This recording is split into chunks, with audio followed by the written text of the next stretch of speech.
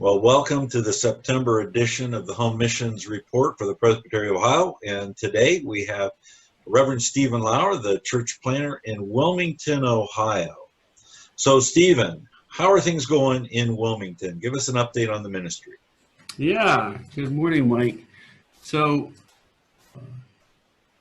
lots of things have happened this year. It's been, in many ways, not just with COVID and the pandemic, but it's been an exciting year for Wilmington. January and February were exciting in that we were looking for a new place to meet.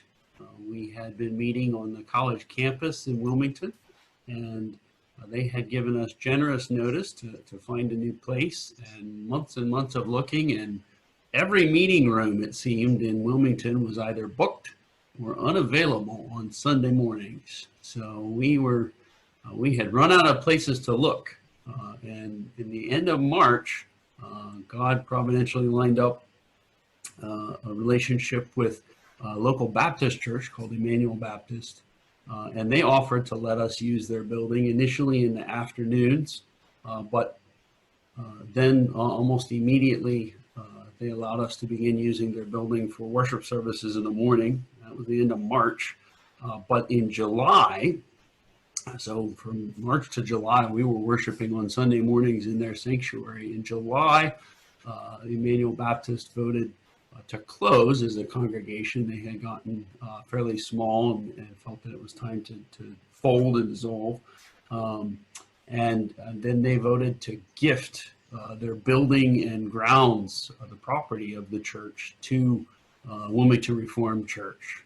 So that was an amazing opportunity and blessing in the way the Lord has provided for us. Sad as it is, when you're planning a church, to see another church folding, they were very eager to see the building put to use by a church, particularly a church plant like ours. So we are very grateful for the Lord's provision for us in that way. And we're putting a lot of focus right now into making sure that we can responsibly receive and manage the building. So we're working on how to go about doing that. And it's been a real blessing and joy to see the people, brothers and sisters, mobilize and organize themselves into many of the new responsibilities we'll have as building owners. We've got teams of people who are taking care of cleaning this building.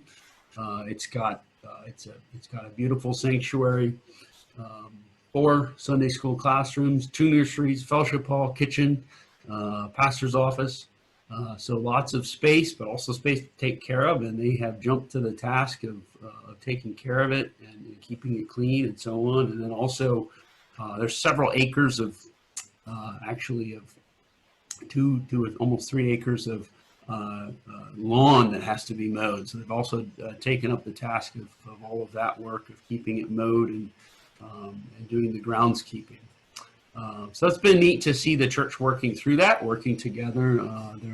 That's been a real blessing and encouragement, an opportunity for us to serve one another and help one another in this way. And looking forward that we'll have more changes as we look to actually formally take ownership of the building, hopefully sometime this fall, hopefully by the end of the year. Good. So that's kind of the big thing. Some other things that we've been able to do over the last few months is we've added some new sections to the Sunday school program as we've had more children in the church, and some of the children growing older. We've had people step up and begin teaching a middle school Sunday school class, and that's been a blessing. And then also another big focus has been working with the men in the church, with using the men's discipleship group to start doing some elder training. One of the big things we're looking forward to in becoming a particular congregation is the Lord Jesus raising up men to serve as under shepherds. So, very good. Yeah. Real briefly, how has COVID impacted your outreach, and what are some of the things you're planning to do? Yeah, that's a great question. We have had outreach events the last couple of years, one in the spring that we participated in, one in the early fall, and then others in the late fall and into the winter. Various different things, some of them community things, some of them things we do as a church, and of course also our monthly nursing home. Many of those sadly have been canceled for the year due to the pandemic situation.